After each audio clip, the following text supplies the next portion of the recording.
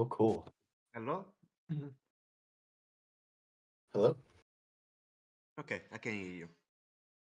Awesome. How's my volume levels? Maybe it's a bit low. Okay, here, let's see what I can do. Mm. All So right. Uh, really hope that that the person that you will be debating is not on like phone or anything, because it's not gonna be pretty. okay. It's difficult to stay on. Like you can't even come and talk if you're not from computer, or like you have to do something, and it should be easy, but sometimes it's not. I know that sometimes I know at least for Android or certain versions of Android, if you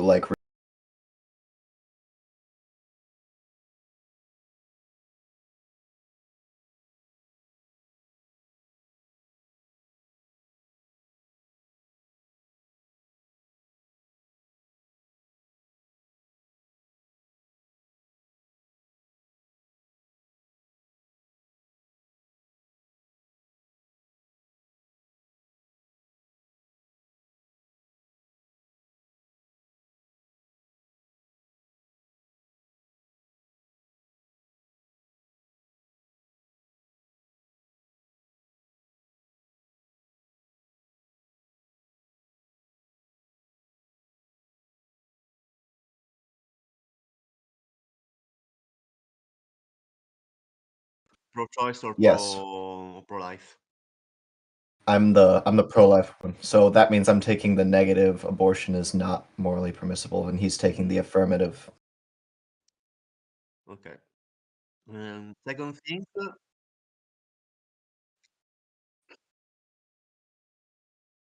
I got you. yeah, there's no problem.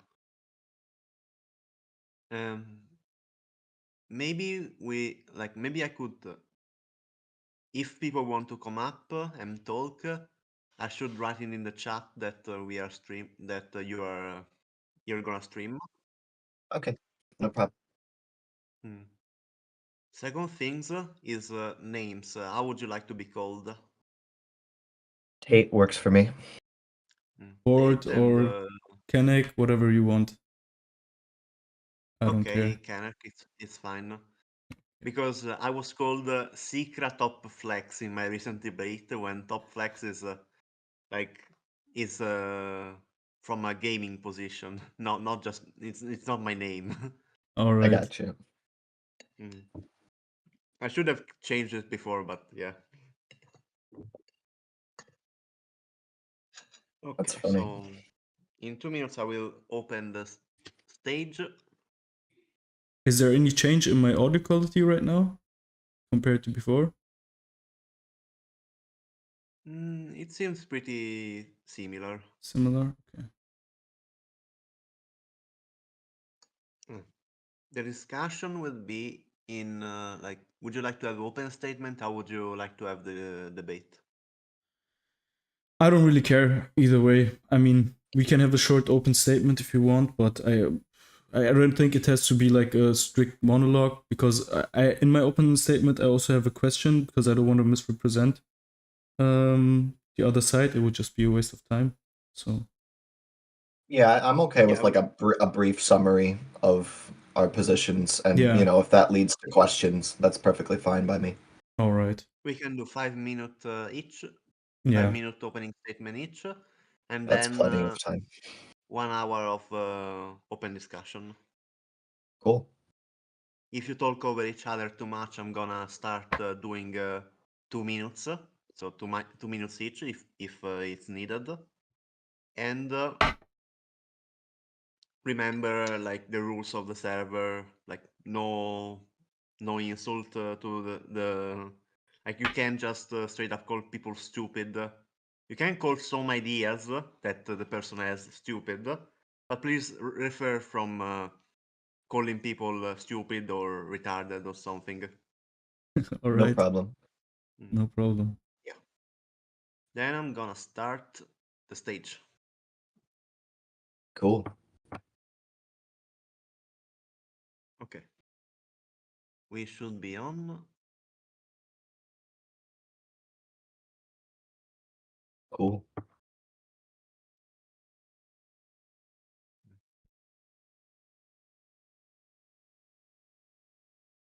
People should start to come right now. I don't know where you guys are coming from, but here in America, it's really early in the morning. Yeah, I know. But 16 people showed interest, so I guess somebody should Oh, come. cool. Some people are filing in now. Or maybe they just saw the debate topic and didn't look at the hour. Yeah, that's definitely possible. Like, since the 17 showed interest, I'm gonna wait for like at least 8 people in the audience for 5 minutes and see before you guys do the opening statements. No problem. Sounds good.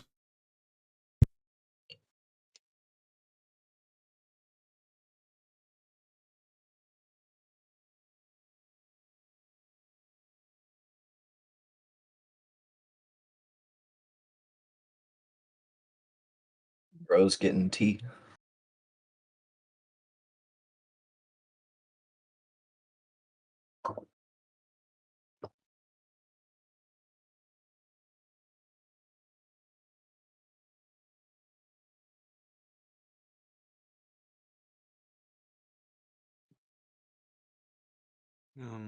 Did you guys have like a discussion before in the server or anything?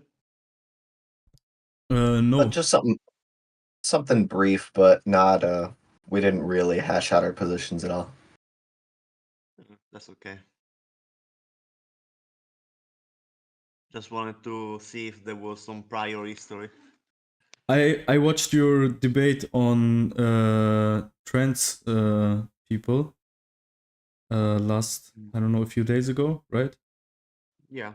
How was it On for the you? 25th. Unfortunately, I wasn't able to watch all of it because I had to leave after like maybe half an hour, 40 I minutes. guess I think I did a poor job because I went into the topic of like medical issues more than socially Mm-hmm. when the debate was supposed to be socially, Mm-hmm.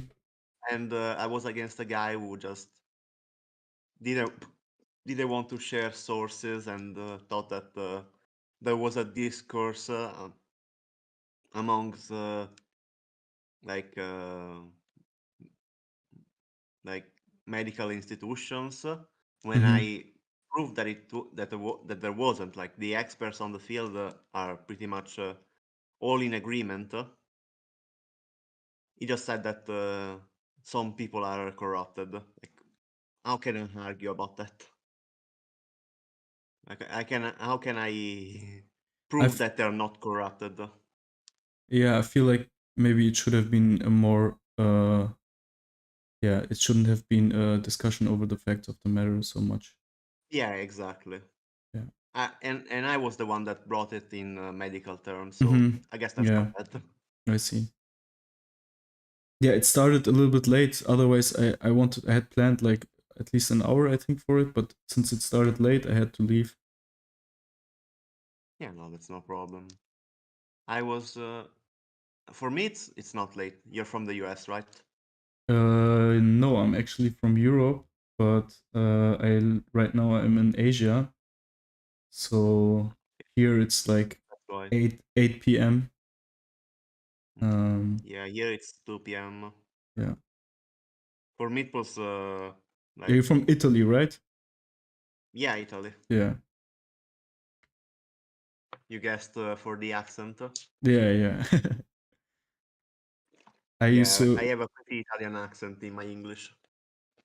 yeah, yeah, Dwight Schrute already writes Volcanic is German. Yeah. Uh maybe Yeah, I'm from the Chicago area. nice. Mm. So it's Oh, in So the yeah, so morning it's for you 7 right now, a.m. right? Yeah. Wow, Yeah, okay. Sunday morning. thanks for taking the time at that time of the day. No problem. I'm an early riser. Great. Normally I'm up earlier. Yeah, I think it's time for you guys to do the opening statement. Sure. Okay, for the audience, this debate is on is abortion morally permissible, and you guys can have your opening statement. Who wants to go first? I would let you start, since you are against it, and yeah, everything is per se moral until someone is against it. So, Okay, right? I got you. That works for me. Okay, so I guess I would say I just put it in terms of a pretty brief argument against the permissibility of abortion, which is the first premise is that it is generally wrong to intentionally kill innocent human beings. The second premise is that the unborn are innocent human beings. The third premise is that abortion kills the unborn. And so the conclusion is that abortion is generally wrong. And I would say that that comes from a standpoint of so, I mean, people could dispute, I guess, the first premise. I've had a debate on that topic before. So, is it always wrong to kill innocent human persons? And I would say that it's always wrong to intentionally kill innocent human persons, either as a means or as an ends, if that makes sense. So, I couldn't kill. There's a there's an extreme moral difference between unplugging someone and allowing them to die of some other natural disease or something and smothering them with a pillow, for example. And the other thing that I would say is that I think people generally agree that it would be wrong to kill young children for any reason. And so my concern would be that I think we should extend that to even younger children who are still in utero. The question of whether the unborn are human beings is also something that I would say, from a scientific perspective, isn't really in dispute.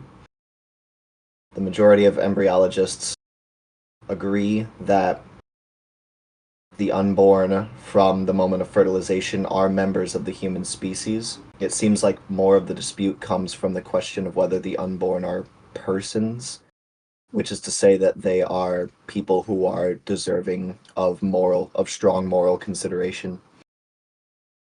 And that's something that we can get into in the discussion, because I think that might be where we're going to end up disagreeing. And then I also don't think it's in dispute that abortion directly kills the unborn. The question of the matter would simply be if the unborn matter or not. Yeah, I think that's sufficient opening statement. Yeah. But Kanak, it's your turn. I'm gonna start the timer. All right. Thanks. Yeah. You have rephrased your statement a little, your deductive argument a little bit, but still, I think I still have the same problem with it.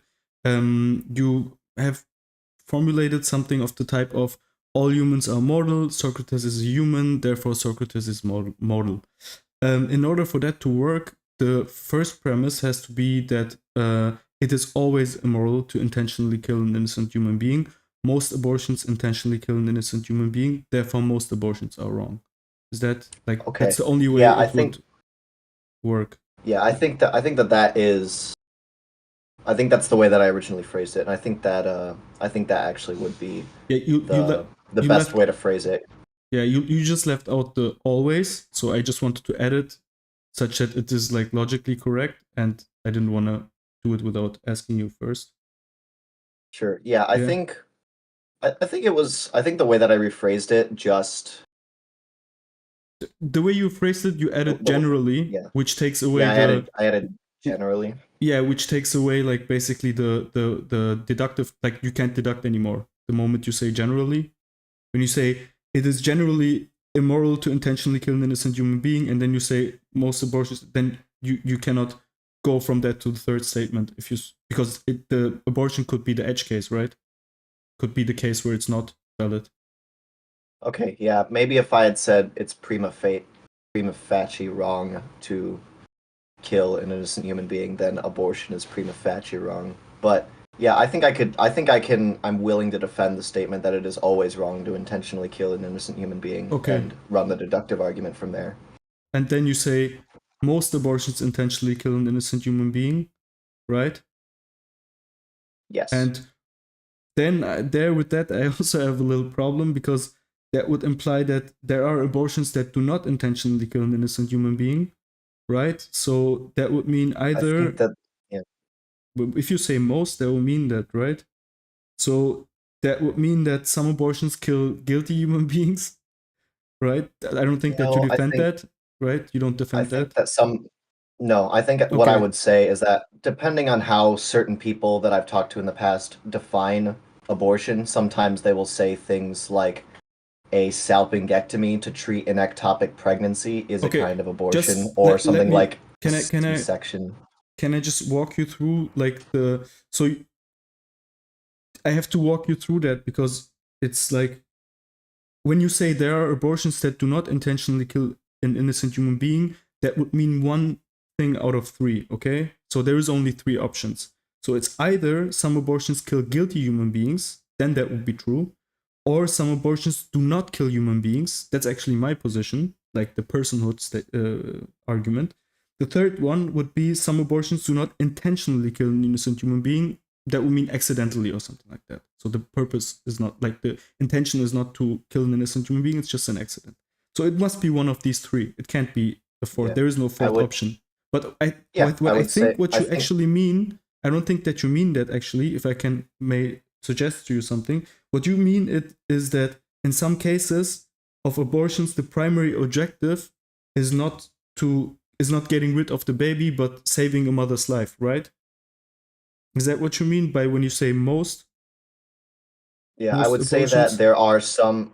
I would say that depending on how you define abortion, there are some abortions that do not intentionally kill an innocent human being. I mean, they do intentionally kill an innocent human being. It's just not the primary objective. It's not the goal. I would actually say that they don't intend to kill an innocent human being, even if their death is foreseen. That would be my moral stance. So it must be done accidentally. Right. It's like, oops, we didn't want to do it, but we did it. That's not the case. Like, there is no abortion like that. Well, if you would consider something like a salpingectomy for an ectopic pregnancy and a kind of abortion, I would say that I don't know what that is. I don't know what that is. Okay, so an ectopic pregnancy is. I don't know if we have to. Yeah, I don't know if we have to get into like edge cases. It's just like normal abortions. The goal, whether it's saving the mother's life or not, it's intentional. To like no one would argue that the intention is to kill the fetus or to kill the zygote. I think that some people would probably argue that, and I would say that de facto, whether they say they are not intending it, I would say that they are in fact intentionally killing a fetus. So you are saying that there are abortions that accidentally kill innocent, that accidentally kill innocent human beings?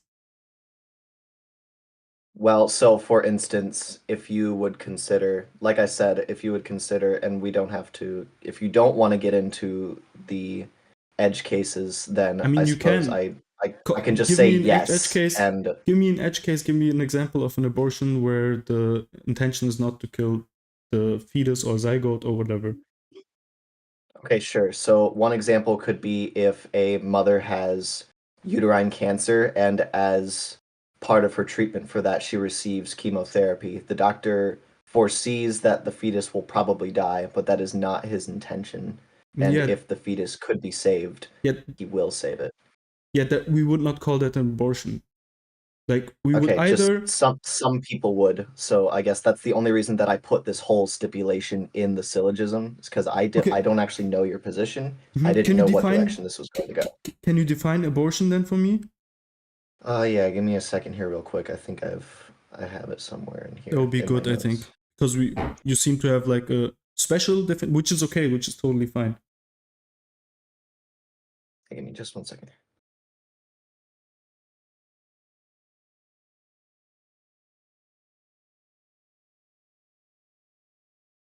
Yeah, I guess I would just say I would define abortion, especially the abortions that I'm opposed to, is the direct intentional killing of a living unborn human. Yeah, so where the primary objective is to kill the zygote or embryo or fetus or whatever, right? Yeah, and I would say that most people would probably say that the primary objective is to end the pregnancy, Yeah. but I would say that killing the unborn human being inside is the means by which that end is achieved. Yeah, I mean that's like the whole matter of the debate is what we call what is being terminated, right? So I don't want to get fixated on the term, so because that's basically what we're discussing. But so you're basically saying if the primary objective is not, for example, to save the mother's life, then it's immoral, right? That's what you mean. Sure. Yeah, we Yeah. can go with that for Mhm. the sake of the discussion. Why, for the sake of the discussion? Isn't that what you said? Well, what I would say is I don't think that, for instance, if someone were to do an abortion procedure where they were directly and intentionally killing the fetus in order to save the mother's life, I would say that they should be pursuing other options to save the mother's life No, that that may yeah, result in fetal death. yeah, but like when that's the only option basically to save the mother's life, then you would be fine with it, right? I'm not aware of any medical cases where the only option to save the mother's life is to directly and intentionally kill the fetus. Wait, you say you are not aware of cases? There are cases where I'm not aware of cases where that is the only viable medical option. I'm aware there are cases where doctors often but recommend abortions, you know that but you know that it you know how what birth like you know the history of a woman dying at birth, right? Like you must know that. Like yes, that's yeah, like a I do. known thing. Like that's something we as humanity have been battling like for forever. Like and Yes, I the agree. No, I the agree that there are bir- that the death at birth is like has been reduced by an immense amount by medication and lots of treatments, different types of treatments. But in some cases, the childbirth is a really dangerous process. That's just the way it is. It's just the oh, facts are there. Like 100%.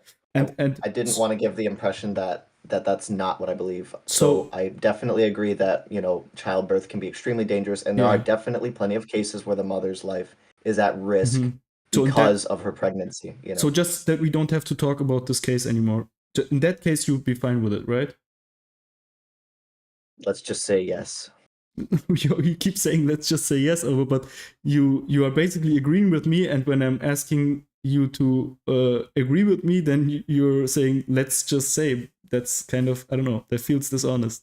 That feels like you're saying yes because you have to, but you don't want to get pinned down on it. I just think that the way that you're framing it is a little unclear when you say abortion is permissible because the mother's life is at risk. And I'm saying fetal death can be permissible because of the mother's life being at risk, but I would say that it's not permissible to directly and intentionally kill a fetus because the mother's life is at risk. But But I don't think I in don't know the what that modern means. world there are any. Okay, so So this is why I kept trying to go back to like what you kept no, calling no, wait, but sorry, I'm so those sorry. cases. Just before you go there, there are cases right now in the whole world where the doctor is like the probability. I have cases in my close family where the doctor is like there is a very very high probability that you're gonna die at childbirth, and we have to terminate that pregnancy at that stage to save the mother's life because they know that the way it looks right now, it's a very very low probability that the mother is gonna die. Let's just say I don't know what some percentage that you like. So is there a certain percentage where you be like, yeah, that's reasonable to say, okay, we have to terminate this pregnancy, which means ending the life of the zygote or fetus, in order to save the mother's life? Is that like, you keep saying, I would yeah, say I would say yes, I but would do you I say would say yes? that I agree that doctors recommend these sorts of things, but I would say that in any case that I'm aware of, there are alternative options where you treat the life-threatening condition directly that may result in fetal death, but is not per se an So abortion you don't because believe, it's not intending. so you don't believe that these cases exist where No, the mother has to be saved by having an abortion? You don't believe that these cases exist. You just don't accept the I would existence of say it. I would say that these cases are either exceedingly rare or yeah, But I would okay, just say let's say there is just one. they're rarer There than is just one. doctors say they are, you know. Let's But say there is just one for the sake of the argument. Let's just say there's one. mhm. There's just one. Would you be Yeah. okay then with it? Don't say let's just say, please. I'm begging you. No, okay, that's fine. I would say that if there was one case known where the only known way to save the mother's life is to kill someone else, I would say that no. I don't think that it's permissible to kill an innocent person in order to save someone else's life, but I would say that a pro-lifer could still be pro-life and say because the fetus is directly threatening the mother's life, then ordinary rules of self-defense would apply, and so you could kill that fetus. But if it's not the mother that is doing that, like for example, she's pregnant and she's taking a pill for ending the development of the zygote, or preventing implantation, then in that case, it would not be only her, but it would also be a doctor, or it would completely be a doctor that is doing the Sure, termination. yeah, So in yeah. self-defense doesn't work there because you're basically like the doctor is basically helping her to do it. I think cases of self-defense can still be permissible if someone else is stepping in to defend somebody else's life. Like, But the baby is not right, wouldn't you agree? intentionally, no, because it's not a case of self-defense in that, like I wouldn't see like a case of self-defense, because in order for it to be self-defense, the baby would have had to attack the mother intentionally. No, I agree. That's why I don't think that that's why I wouldn't take that stance. I'm only saying that it's But you just said I it's think it would be self-defense, it would be reasonable if a okay. pro-lifer said that sort of thing. No, No. I'm saying that that is a pro-life position that exists, but that's no. Yeah, what's your Sorry if I position? wasn't clear. That's not my Okay. position. But No. what's your I don't position? think Is it's it, I think we I should don't think it's just, permissible to kill innocent persons in order to save somebody else's life. so you would basically make it illegal or morally impermissible to for all the women that are out there right now, that whose life is in danger, which is just a fact. You just agreed that birth is something really dangerous, and you would just have, like, they would have to die, and the No. baby would have to be delivered. That's what you're saying.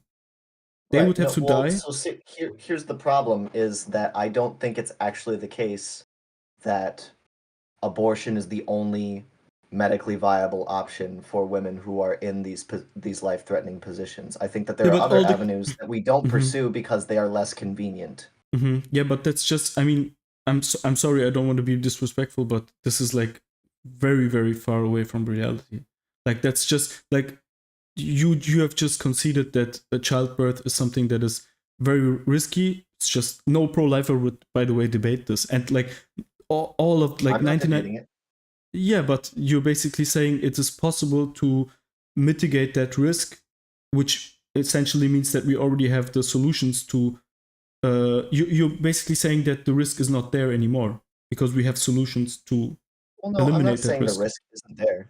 So here, No, can I give some examples? Is that okay? Like so that we can like sure, but we step have away to, from no, we have to clear this point, like, because like 99% of pro-lifers, you have a really special pro-life take if you would even disagree that the mother's life can be saved from the, like, the zygote basically is is so that the mother's life can't even be saved, that like even in that case that you would not permit abortions?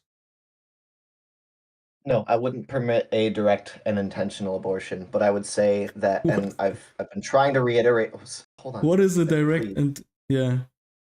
What is Okay, that? so a direct and intentional abortion would be something like a dilation and curettage abortion through, either by suction or by, using actual medical instruments to forcibly remove the fetus. It could be a medication abortion depending on how early the pregnancy is, or it could be a dilation and evacuation if it's a late stage pregnancy. But you Right? So those are realize, the things that I yeah. would morally protest to in in when we're talking about situations where the mother's life is at risk. I think there are ways to save the mother's life that will result in fetal death, but are not strictly speaking abortions. Like a mother receiving, if the thing threatening a mother's life is, say, what's the word, a uterine or ovarian cancer, I would say that you can pursue treatment for that cancer, and that treatment may unintentionally cause the death of the fetus. Another example would be if gosh, I forget what it's called, but this actually happened to my own mother.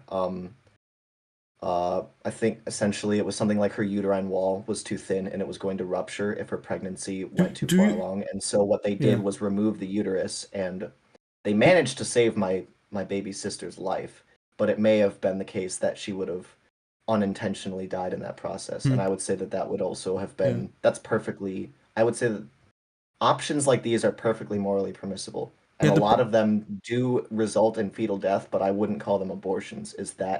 Yeah, no, I wouldn't Is call that them clear abortions enough? either. Like, I don't know why you bring that Okay. up, because that's just not an example for an abortion. That's the Okay, yeah, problem. so Like, then that's the whole problem just that to I make have. It's not myself an clear, abortion. I don't think. Well, So yeah, there so then to make myself clear, there are no unintentional abortions. There are only intentional abortions. okay, yeah. Like, that's what I mean. So therefore, I'm asking you, like, would you be okay with because you keep saying, yeah, I would not be okay with an intentional abortion to save the Like mother's life. I would not be the okay reason with an intentional abortion to save a mother's life. And I keep asking you, what is an intentional abortion? So you agree that there is no such thing as an unintentional abortion, right? We just wouldn't call it abortion. We would just call it okay, like yeah, a medical procedure yeah. that led to the death Okay, of the embryo, or yeah. okay. The way So the way that I'll that's not phrase this even then is topic I of don't think our that discussion. I don't think the intentional killing of an unborn human being is ever permissible. Does that clearly answer the question? Not yet, because I still have to find out if you would say that women that have pre-existing conditions that would not survive childbirth have to die in order to save the fertilized eggs life.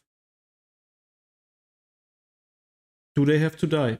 No, no, because Okay, I think then that because you're as a okay. matter of fact, I think there are other ways to save a mother's life that But don't you involve keep directly flip-flopping killing between two things. the Like, you don't unborn. accept the No, I'm not. existence, I'm not but flip-flopping.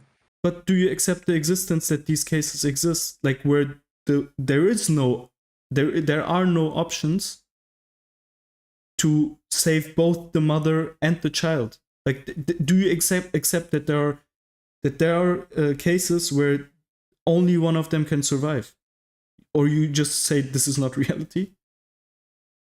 I would say that these cases are extremely rare in developed countries. But you realize that these cases exist, right? Where only one of them can survive. So you just said yes, basically, because you said in developed countries is not that rare.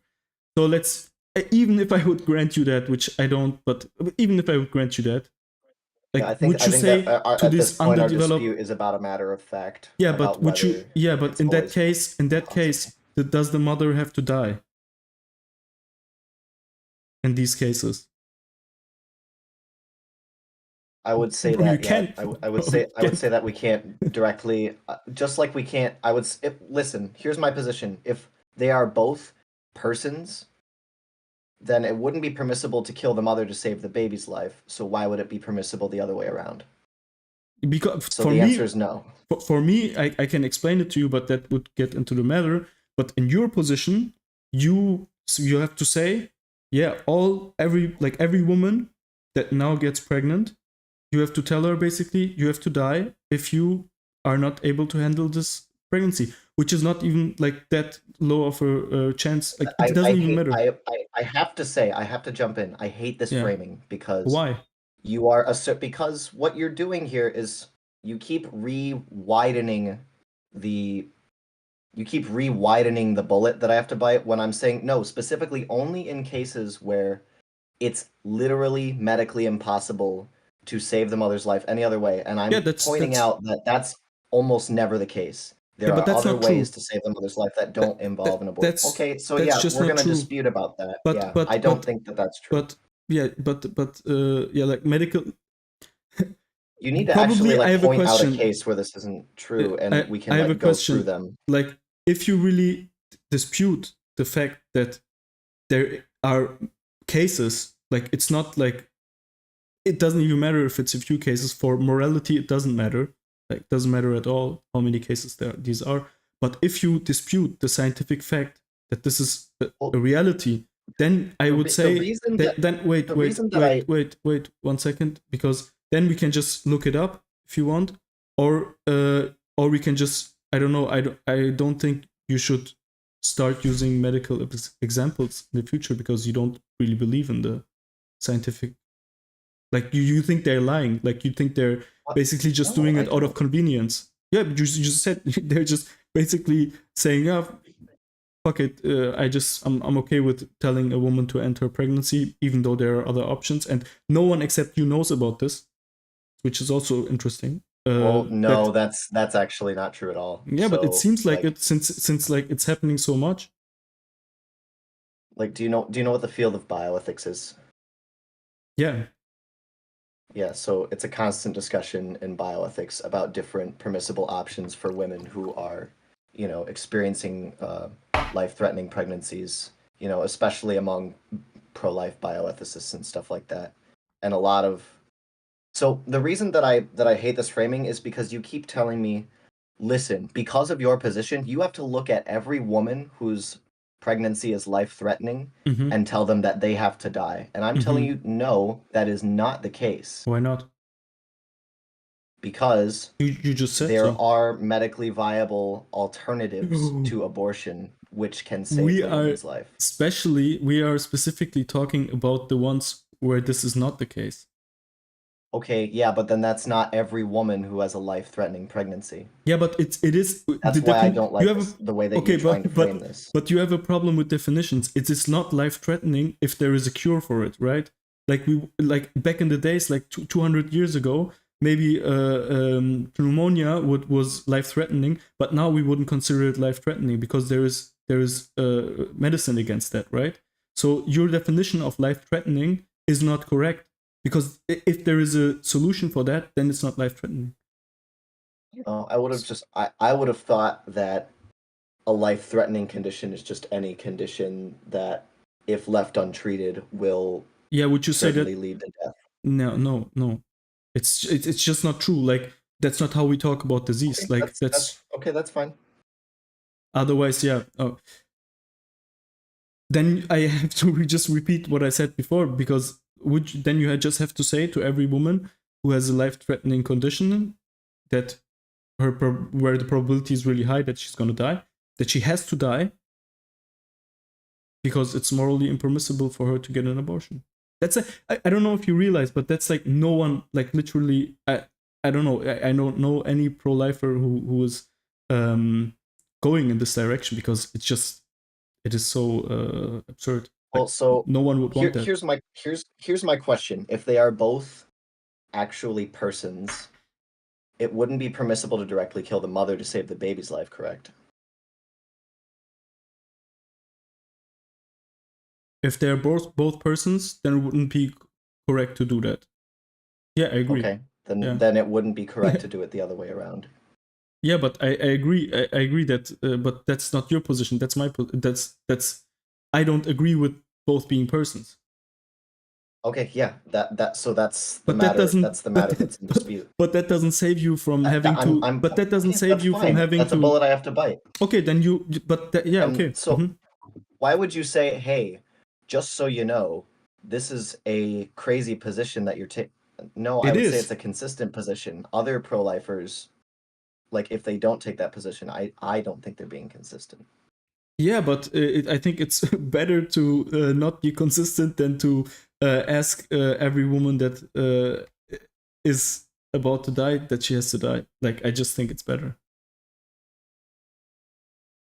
It's just, and that's also why no one is biting that bullet, because it's just such a absurd thing to defend. Like, do you really think that this is an acceptable position to have for a society where we just have to tell members of society, like, this is not a small fringe group that is doing that. Like, it's our sisters, our wives, or like, this is like a crazy position to take, to just say, yeah, you have to die, otherwise you're, I don't know, going to hell, or immoral, or Well, so,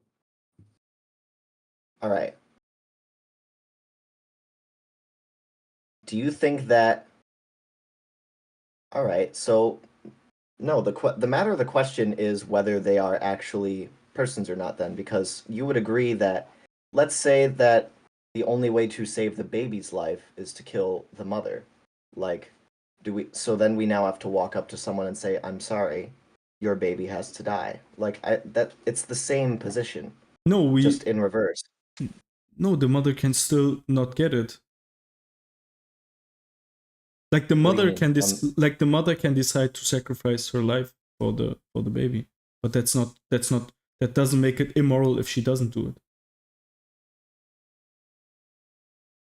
I would say that I don't in a Do you have life-threatening to? situation like that, I wouldn't hold someone to the same kind of moral account as someone who is in a clear, state of mind. Wait, I have a question. Do you think it's the same Mhm. thing if I'm being used as a human shield, or I jump in front of a bullet? That's not the same thing. No, of course they're not the Yeah, same so thing. that was your question. Like, that was basically your question. It's not the same thing. Like, if the mother decides to die for her infant, that's, or maybe I misunderstood you, but Sure, the but mother can still decide yeah, to no. to do that. But Yeah. the point is not. The Unfortunately, an point is unborn that human isn't in the position to. the problem is that your moral system forces her to commit suicide for her child. No, it wouldn't be suicide. Why? Would stop eating and drinking be suicide? Yes. Yeah. Why is not taking the medical precautions necessary to be alive? Why is that not suicide?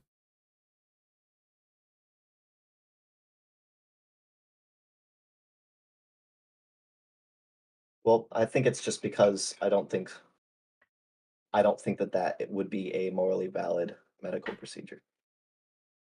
It doesn't matter. It's still suicide, right? No, I guess I just wouldn't call it that. But Why not? so here's the other Okay. thing. Okay.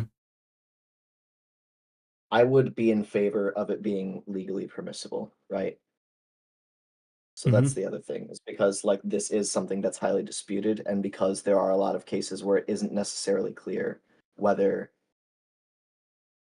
the abortion, whether the killing of the unborn human was intentional or not. But, Wait. You would say it is legally permissible, so you are legally pro-choice,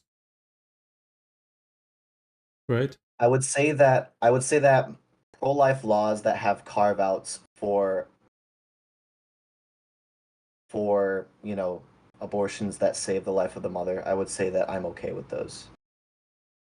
Just because it's Why? not, because it's just a legal question of, it can be hard to. I don't think that it would be productive to have constant legal disputes over whether this was the sort of termination of a pregnancy that was that was ethically permissible or not. And You I think would it's say not that we should worth just it to this? prioritize saving mothers' lives. So you think it's not worth it discussing the basically murder in your worldview? That's like the worst crime. There is no.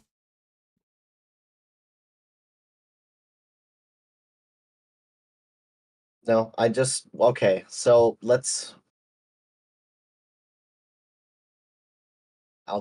guess I'll just keep doubling back. Yeah, I don't think it's permissible to intentionally kill persons.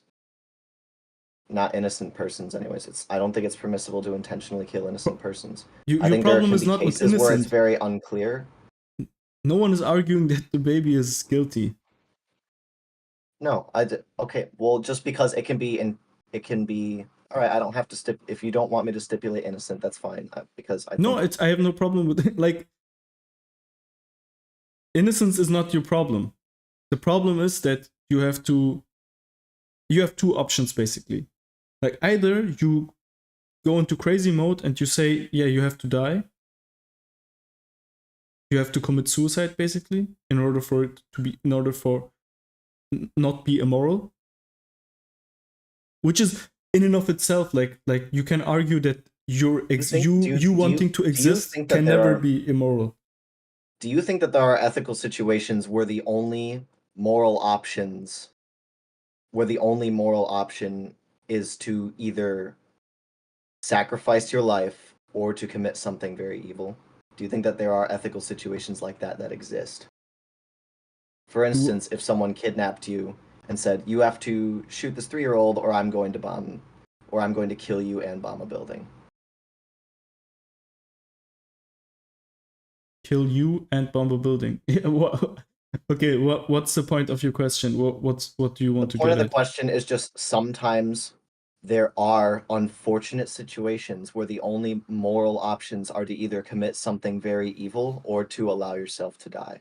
Yeah, so I think that like when your life is at danger, that is like a situation where you cannot, like, no one could blame you for doing anything because you. Oh no, I certainly wouldn't blame a woman who decided to have an abortion. But you have to.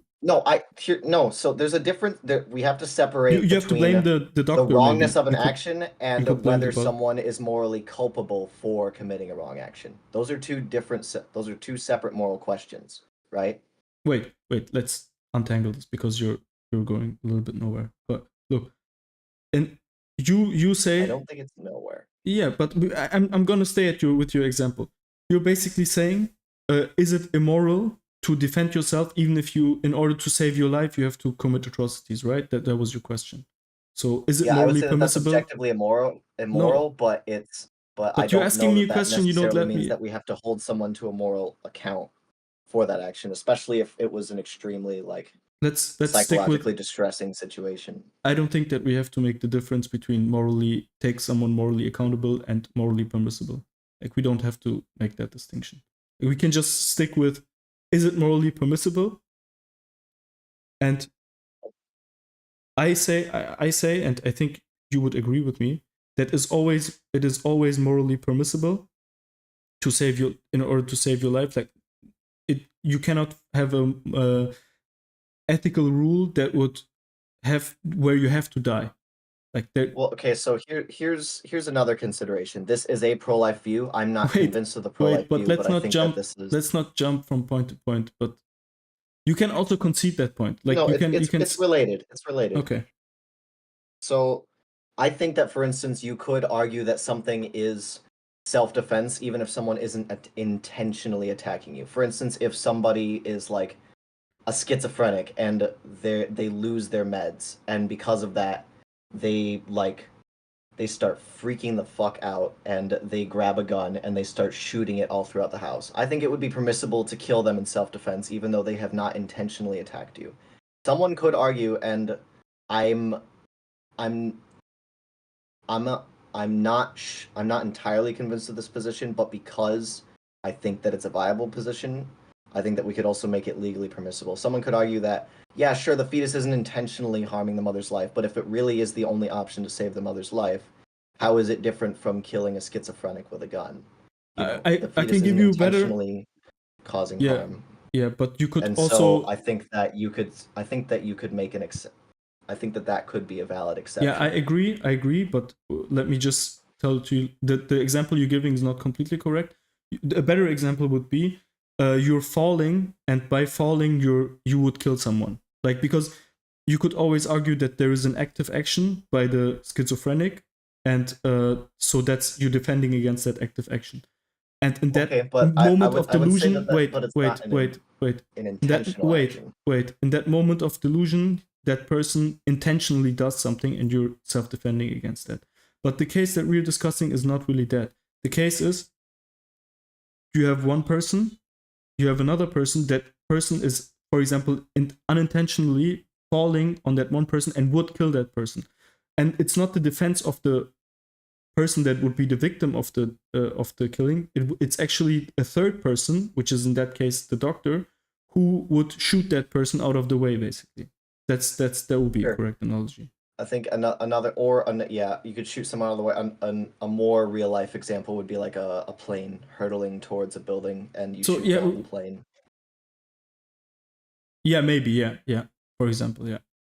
Yeah, so I think So I think that's also a pro-life position, and this discussion is definitely making me lean more towards that position. I will actually admit that. Why?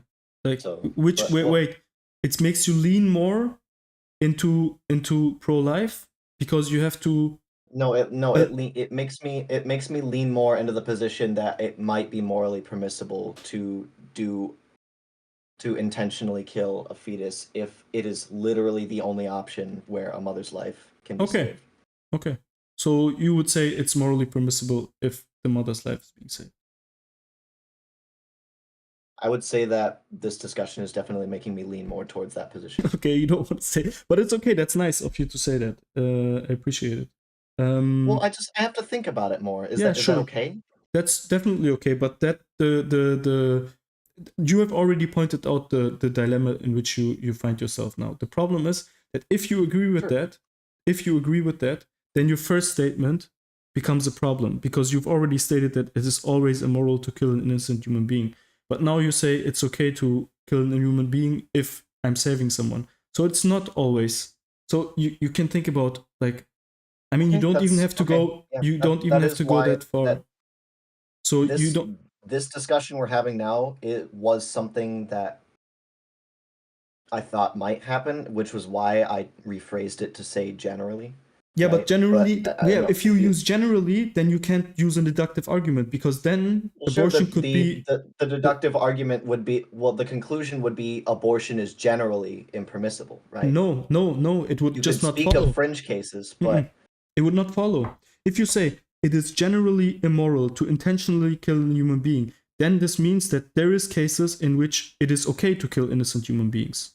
Correct? So in that, then you say most abortions intentionally kill an innocent human being. So it doesn't follow that therefore abortions are morally wrong, because it could be that abortions are one of the cases in which it is not immoral to do that.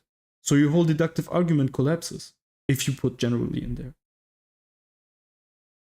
If I say some humans are mortal, okay?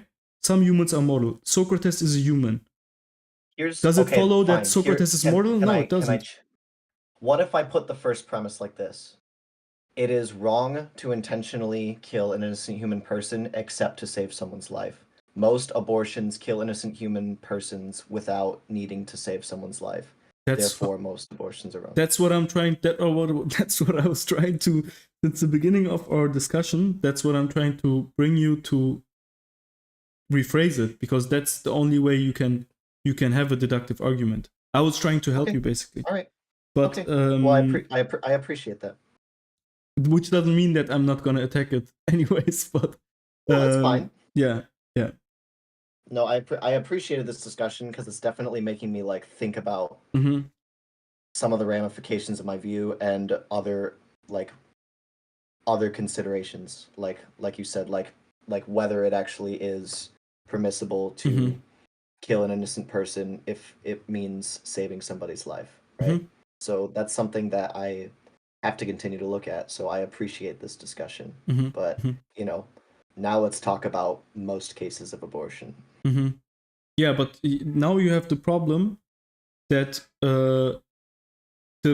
you have said before, that it is morally permissible to kill the mother's life over the fetus or zygote's life without any additional information about what we have. So we can already deduct that the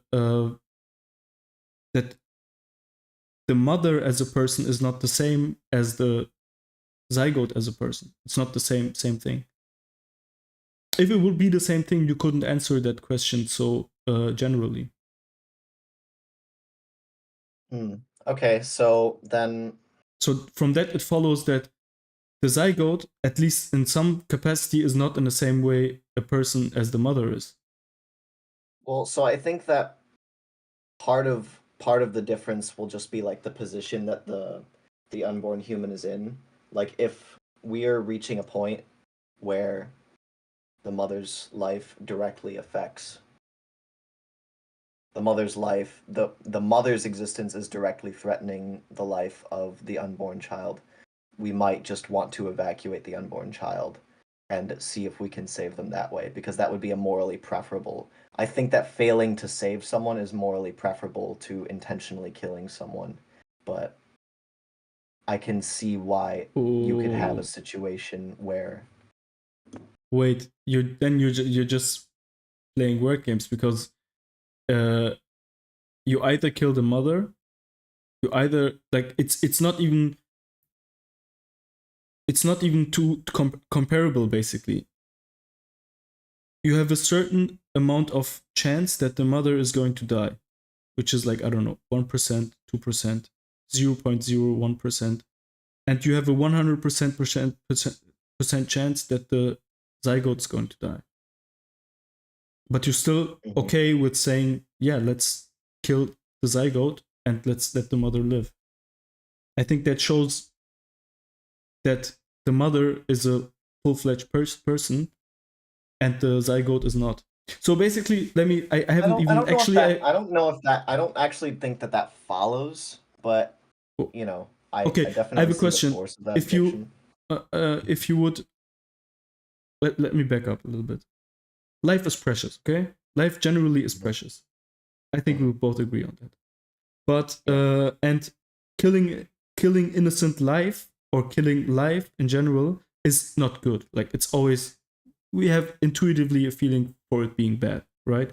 So it doesn't matter if it's a human life, it doesn't matter if it's an animal life. I'm not a vegan, but I still think like there is some value to life in general, okay? So I would not be okay with, I would kind of think that it is morally wrong for someone to just like pack up 1,000 insects and gas them. I would kind of feel bad about it. Like, I would say that's kind of evil. Like, that's morally wrong. But I would be totally fine with somebody driving for 10 hours and on the highway killing the exact same amount of flies, okay, or insects. So somehow, because there's a proportionate good that's being pursued. Yeah, so somehow I'm saying, okay, it is worth me getting quickly from point A to point B is worth 1,000 insects. Okay, so that already shows you how little the value of one insect is in our moral framework, right? Pretty low, right? We like, even if we would say 10,000, I would be like, yeah, let's go, let's drive. So in the same way, you can look at it with everything. Basically, we look at a really old person. You have one organ donor for 2 people, and you have a really old person, and you have a young person, and the old person is for sure gonna die, and the young person is just gonna have a like higher life quality of life by getting that organ. We're gonna give that organ to the young person, because just the value of even within humans, we have that natural, like, we have that understanding that there's some value to life, right?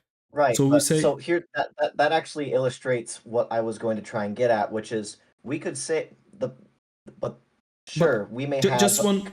extra. Let me just go one last step. Let me just go one last step, Okay. and then I'll let you attack it.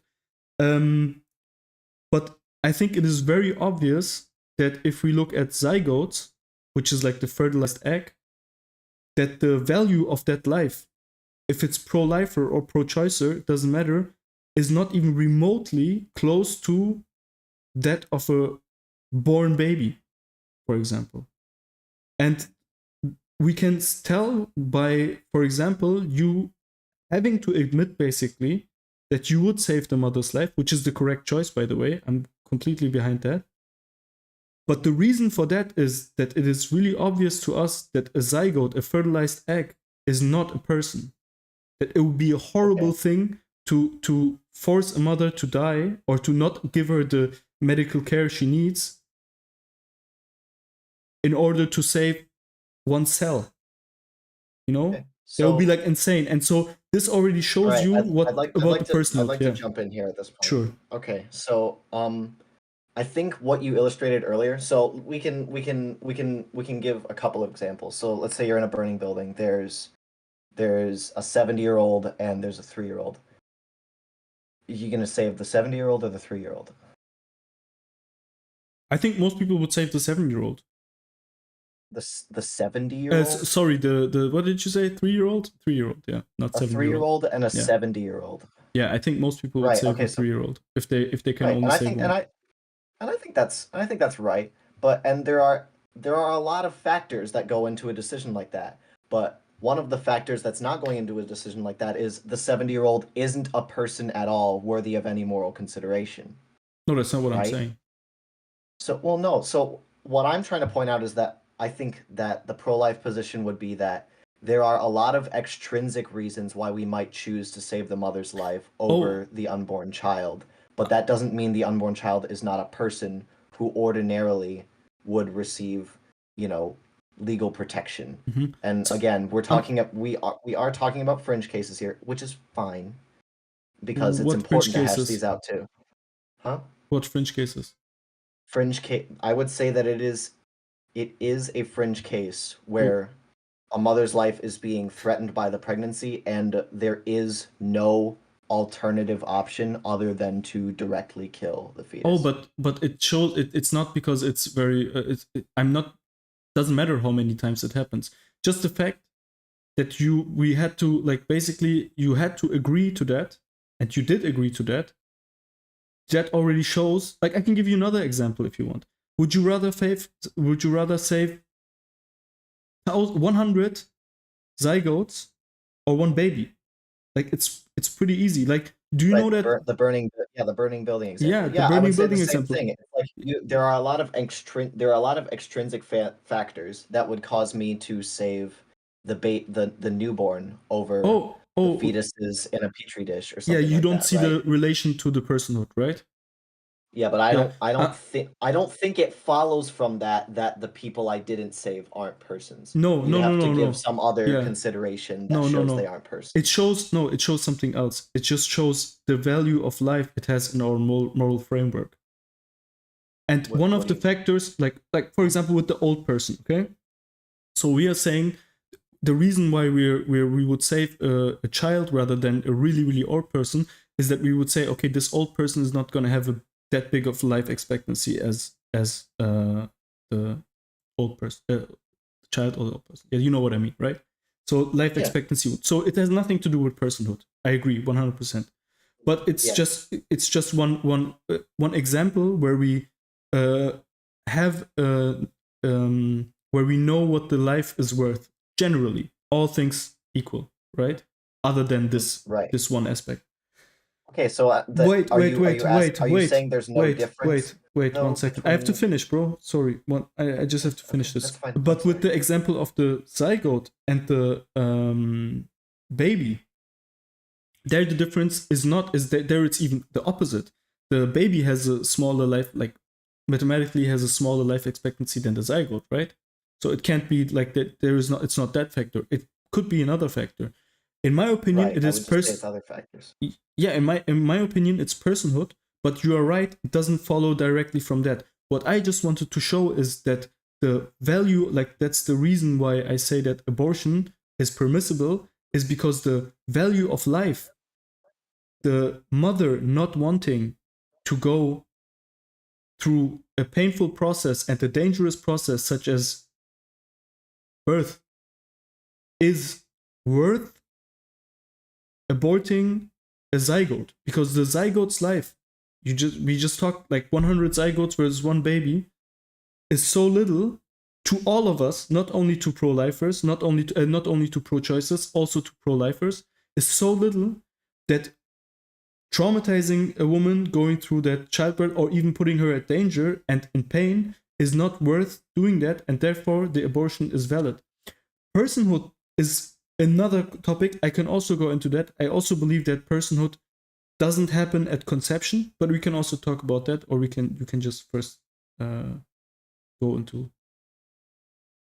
Okay, yeah. So yeah, there was a lot there. I think that I would just say that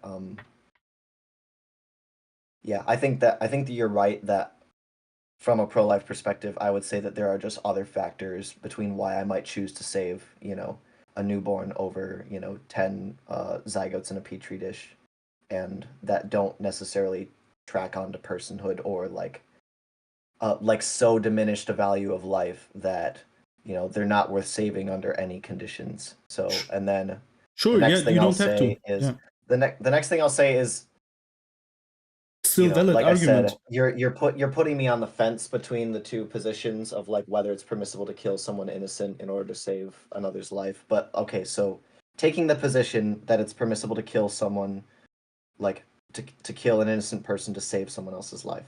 Taking that position, I would say that the mother's life there would actually have to be a proximate threat to the mother's life and, proportionate benefit. So, I don't think that it would be permissible just to say, oh, pregnancy in general is dangerous and therefore any abortion is permissible if a woman, like. Yeah, and So that's I something. think that there would actually have to be a proximate threat of life. So like the doctor's walking up to you and saying, your prognosis is bad unless we do this. Yeah, but that's something we can definitely talk about. Like that, but that just opens up the possibility for abortion being morally permissible, because just as you have like the train example, you would be okay with like killing 1 million insects just for a quick ride, which is like nothing, which is not important. Like, you know what I mean? Which shows the value of the life. And in the same way, if you want to be consistent, Okay, so if yeah, like I said, that's what. wait, Okay, wait, I have to finish. In the same way, if you want to be consistent, you have to say, okay, I was just ready to kill 100 zygotes for one baby, or even I could even raise that number. And at the same time, like that not all fertilized eggs make it to implantation, and not all implanted zygotes end up developing further, but like most of them are going into a tissue. Like most of them are being just flushed out by the next period. So we already know like how that this is not nothing yet. Like there is nothing there yet. So if you look at it that way, putting a mother through this, forcing her basically to go through that, doesn't seem convincing to me. But that's not the final right. argument. We can discuss Right. that. But that's So something that then would at that open point, up the debate. Yeah. So yeah, then at that point I would say that like your issue is with whether the unborn are persons, right? Or at least whether the Sorry to early unborn are interrupt, persons. but the time limit is up. It's been Yeah. 1 hour. If you want to go into the personal argument for like 20 minutes, that's completely fine, or we can go into questions. I'll leave it up to I'm my good with either. opponent. Oh, well, I mean, do you want to talk about personhood? Yeah, sure. I mean, let's just quickly. I can just give you my feelings about it, like the way I think about it. There is the idea that personhood begins at, like, you have different options. Personhood begins at conception. Personhood begins at implantation. Personhood begins at consciousness, whatever that means. Like, or personhood begins when you have a brain. Like there is so many steps, and basically the question is, okay, which one is the best? Like which one would make the most sense? And that would definitely exclude the ones that have internal conflicts, where there is no that would lead to I'm sorry, how do you say it? That would lead to internal conflicts where that you couldn't resolve. And for example, with the argument that personhood begins at conception is just not possible because you have too many cases where this would not make any sense. For example, one of them is identical twins.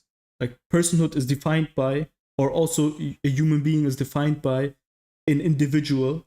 So the moment you have identical twins, where the zygote then splits into two, in that moment you have the problem of identity and there is no more individual. There is two all of a sudden. So personhood can't start there.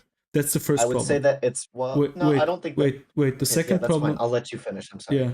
The second problem is also with cases in which the DNA argument, like you would have to first ask yourself, okay, why is it even at conception, and why not other steps? And the argument is that the DNA is that it's a growing organism with a unique DNA, and there again you would have the problem with the twins, and you would also have the problem with cancer. There is actually a mixed case where the embryo, where the zygote evolves to a cancer. But you would have the problem with cancer where it's also an organism that is growing inside the mother and is also has also different unique DNA to the mothers. So that doesn't work either. So I just think that's a really, really bad place to start personhood. It doesn't work. It has lots of problems. Okay, as a concept. I can answer all three of those. There's better ways. Yeah. Okay, so I can answer all three of those because I don't think that actually I don't know that any of those like poses a dilemma to personhood at conception. So you asked you pointed out twinning. I would say that it's at this point in time it's unclear whether twinning causes the death of the original zygote or whether the zygote actually just like... So to look at it from a personhood perspective, it could be the case that one person emerges from another person at the moment of twinning, or it could be the case that that first person dies and two new persons Do you know arise what that. individual means? Like in its original meaning? Like what it actually means? Sure, you want to explain it? Yeah, it means indivisible. Like it's already in there. Okay, well, I'm saying that there are cases when, like, say, an individual can arise from another individual, like say in pregnancy. So, like another this could be. It's not scientifically clear yet what exactly is happening at twinning. Whether it's But the it's original. It's not by. No, it is pretty clear, by the way. Like, Okay, it's clear. Or maybe it's not philosophically clear whether the first individual dies and two new individuals arrive in its place, or if the We would not speak about an individual if it could split in two. I don't see why. I guess I don't see why not. Because that's the definition. Well, so the personhood, like identity, is that it's one and it's numerically identically one. So there is just one unique thing out there. That's why pro-lifers are arguing for the DNA case. So they're saying, okay, you have the sperm, you have the egg, and these both have DNA, and there is a third DNA forming base. Or I don't really know, actually. To be completely honest, I don't really know how it works. But the argument is that there is a new DNA emerging, and so this new DNA is one person. So if you say one person, this is one person. Wait. This is one person, and this one person started at that point, and then all of a sudden it splits into two. So these are both still that one person, because that's when it started, right? But if we would accept that it starts later, then it would be fine. Like we would be okay with that. But if you say, and then these two zygotes grow up to become humans, and you say that person that started at that point, that person does X, and one twin does X, but the other one doesn't, there you have a conflict. You have a logical conflict. because it's I no don't. longer one person, it's two. I'm not arguing that someone is a person just because they have unique DNA, right? Because you gave the example of tumors, right? Tumors can have, unique DNA, or like, they can have unique human DNA, but I wouldn't say that they're a person. I would say that personhood is, right, a person is an individual member of a rational kind. So whenever the individual member of a rational kind begins, then personhood begins. And I would say that unique DNA is a sign that you have a new organism, right? And so, Where you know, does where does personhood start? the thing that the pro-lifer would be concerned about is the new human organism, right? So if in the case of twinning, all that's happening is, right, regardless of whether they had the same DNA or whether they were like paternal twins don't matter, because that isn't an actual split at all. But um all that the pro-lifer has to say is like, okay, another organism has arisen from this, right? So now there are two persons. I don't think that that causes like an identity conflict from a pro-life perspective, and that also rules out something like a tumor, because tumors aren't organisms, right? I'm They're sorry, but if you are talking about medicine, please keep the misinformation law, No, because but it's this is okay. just That's not twinning. This no. is just It's splitting the. I mean, I'm not a doctor. He's not a doctor, and I don't know. I think I don't think you're a doctor well, either. I'm So trying to talk about this from a philosophical perspective. I'm trying yeah, to avoid I like, don't think we should get into the medical thing. Like Yeah, like, it's a philosophical that's question. Like fine. no doctor is ever gonna tell you, oh, this is where life begins, because the doctor can only tell you, oh, this is where DNA forms. He can tell you when the brain forms, and then we as a society have to philosophically, or we have to deduct logically Yeah. where life starts. Not a doctor can tell you that. I thought he was going on like he was trying to refute already the the the twinning is a process in which somebody like the first let's say DNA or person creates another, but that's not how it works. Just to say. no, I don't think that was necessarily what I was trying to say. I mean, it doesn't really matter. At the end of the day, you have an identity. Like personhood is tied to an identity, and if you have the identity, it cannot be split into two. Can we clone adults? I mean, you can clone adults, but they will not be the same person. Right, and I suppose that couldn't I just say that the same thing is happening at twinning? Yeah, but then you would have to say that one is a person. One started the reason why you don't have problems with cloning is because you have one person started his personhood, okay, whenever that is. Let's say it started when it has a brain, okay. So the personhood started, it went on, then we cloned that person, and the moment of cloning also has a start of the new personhood, and we don't have Yeah. we don't run into any problems. Right. But the So problem is, I would if you put the start of the personhood for two persons before the splitting, then you run into problems. Okay, I see the issue here, because no conception is occurring at the split. Yeah, basically, it would have to split, then then conception would have to happen to both of them, and then you could still say, okay, there is personhood starts at Right, conception. that would be like similar to paternal twins, but not quite the same. Yeah. No, paternal twins is like completely different, because there you have like two, as far as I know, don't quote me on it, but no, as far I'm as I know, saying it's that like the result would be similar to paternal twins. I wasn't saying that the process was exactly the same. okay. But I think that maybe something that could clear up the issue is conception per se isn't the isn't like the necessary condition. I would just say that the necessary condition is that an organism has begun, and I would say that at twinning a new organism appears. Why new? Because new DNA. I would just say because it is now it's a physically separate organism that is on its own developmental path towards adulthood. Couldn't you say the same thing about anything that grows inside the mother?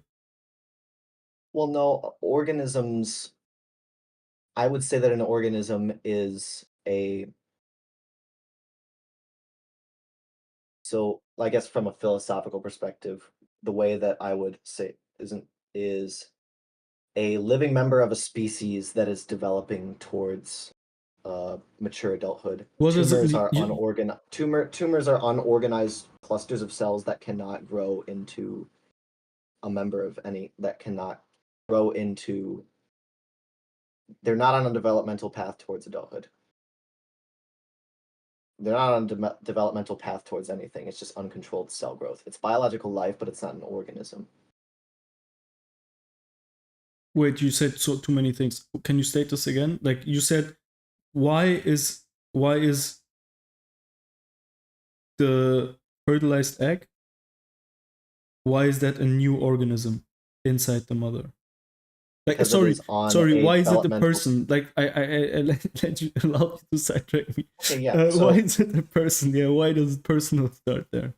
That's the question. We're not talking about being a new organism, because also bacteria, like, yeah.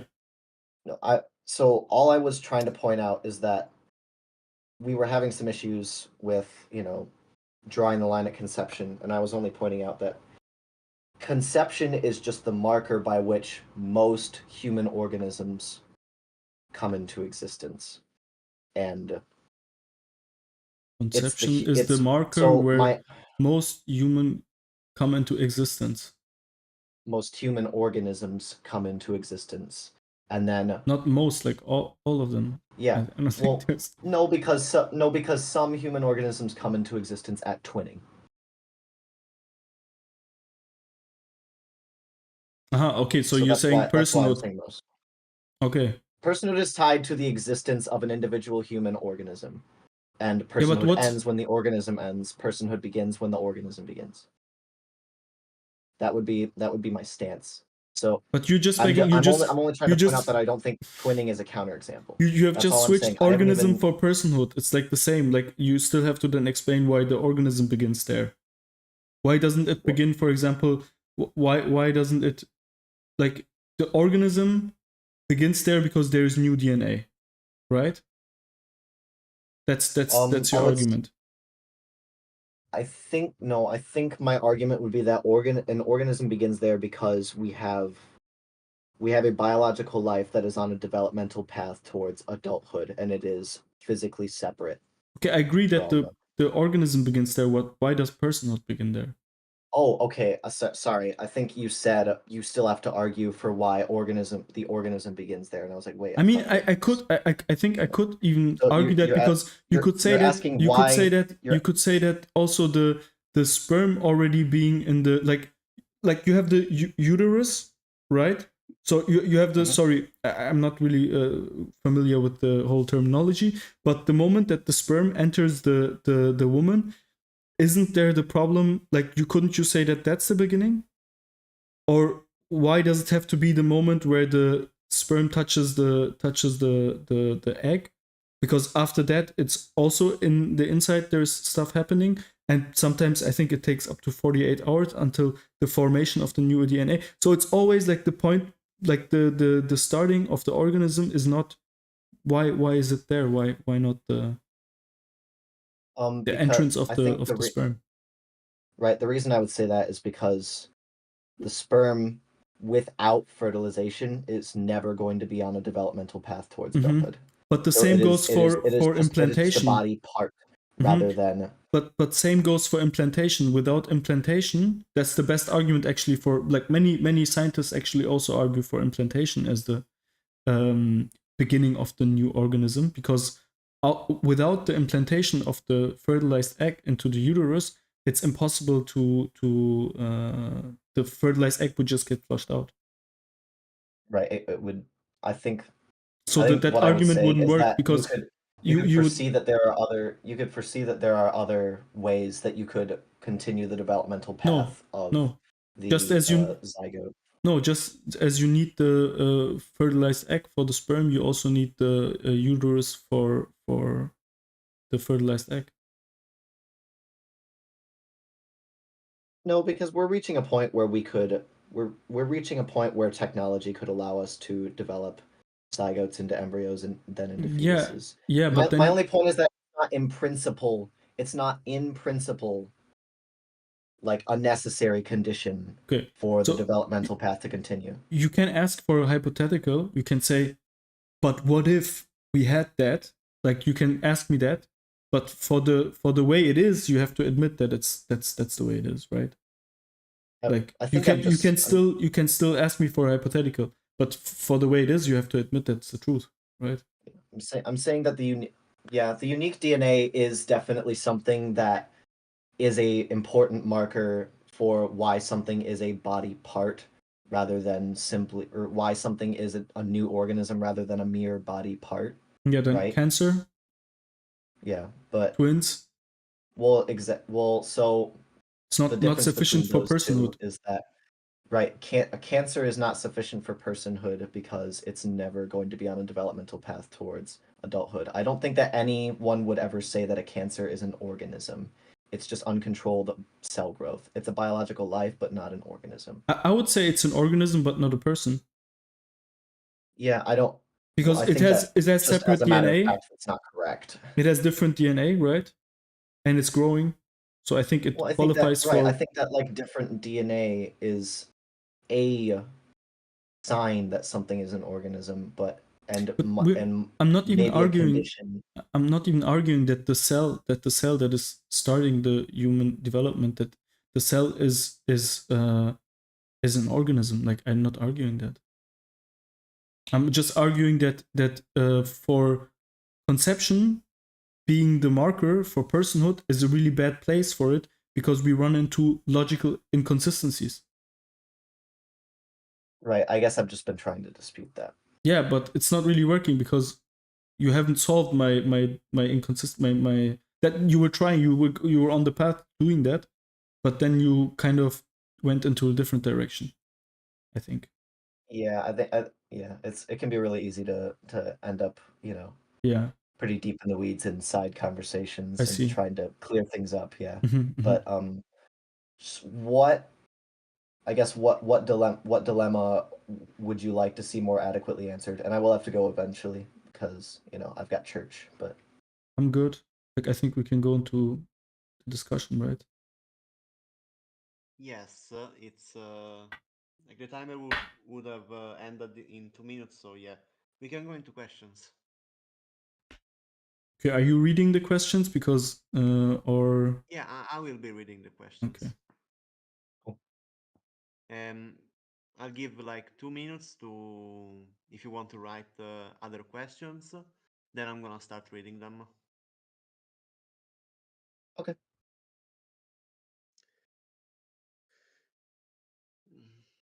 Maybe I can start with the first one in the meantime. Yeah, this is from Pugo001. If it's not medically necessary, would you still allow abortion? And on the flip side, if it is medically necessary, would you prevent it? And if it's a 50-50 shot, what would you do? But who's that question directed Yeah, to? Maybe who's that a it's question for? better to write who the question is for, also for That time. would be lovely, but we can do like you can both answer. Yeah, I think I answered that in the course of the discussion. I don't know how early that question came. Yeah, it's pretty early.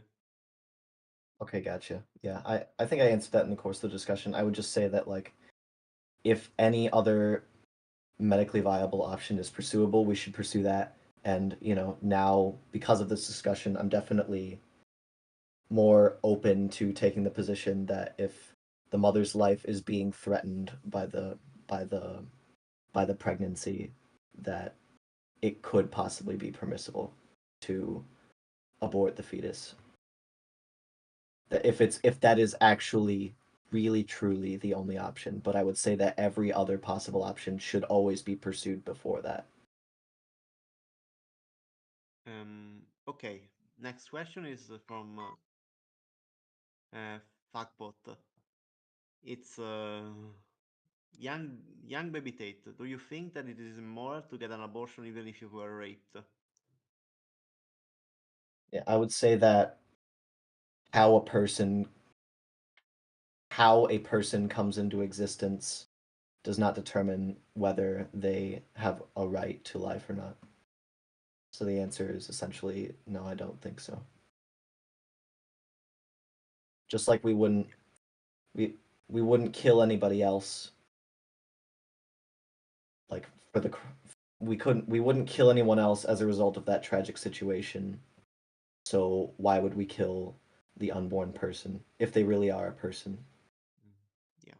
On the same, on a, let's say, same note, but a bit different, would you say you should be able to terminate a pregnancy if a child is going to be medically non-viable in a state after birth? Or like, for example, if we know it's going to die really soon, or that he will probably die in like 3 or 2 years of existence, Yeah, that's and a it will question be of really painful. that I guess that's really like a broader question of euthanasia. Is it permissible to kill persons if we know that they're going to die in the future? And I'm not comfortable with that. I don't think that that's okay for any person. So I think that that would extend to unborn persons as well. Last question. The last question is already been answered in the debate. Let's see if All right. there are any other questions. Doesn't seem so. Like, then we can go into the after show stage. Okay. Or Just so you guys know, like, yeah. yeah. I'm right now streaming on YouTube. So little disclaimer, if someone's really against it or something like that, I can also turn off the stream. I can't be here for that much longer anyways, maybe like 10 to 15 minutes more, but Yeah, then I I've have got to about go 10 anyways. But yeah, I don't know. Can I keep the stream running? If you want to see the stream, it's at BoardConnect on YouTube. But if somebody wants to talk and really doesn't feel comfortable having their voice on stream, I can turn off the stream. I have like 3 viewers anyway, so yeah. Maybe Citra, you can check if somebody's writing something. Yeah, I'm checking it. Yeah.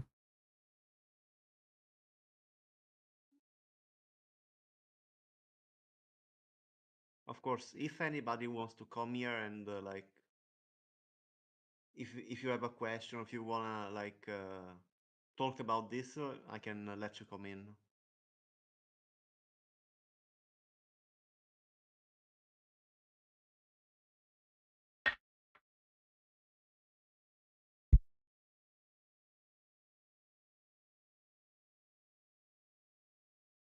Well, Kanak, I've definitely appreciated this discussion. Same, man. It was uh, you definitely given me more to think about in terms of like how I should cash out my pro-life view. But I definitely, you know, I definitely still believe in the personhood of the unborn. It's just a matter of like the ethical ramifications of that view and different ways to cash that out. Yeah, man. I also appreciated the discussion. I think it was really civil, and this is a really heated argument, especially on the pro life side. And I always appreciate someone being able to stay calm and reasonable, even though he thinks that millions of persons are being murdered. Yeah.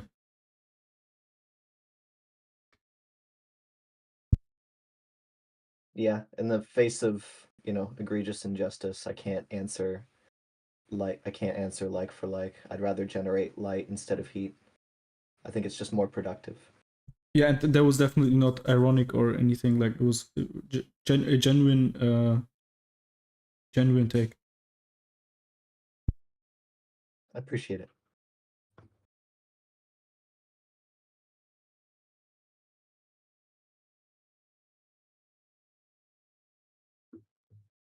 Okay.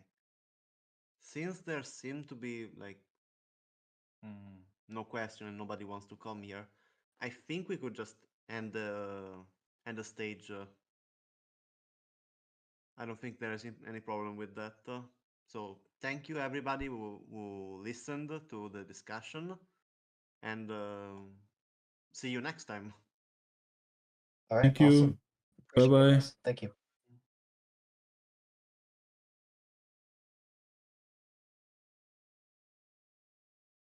Wow, that was interesting. And fun. Okay, I guess I am going to go offline as well.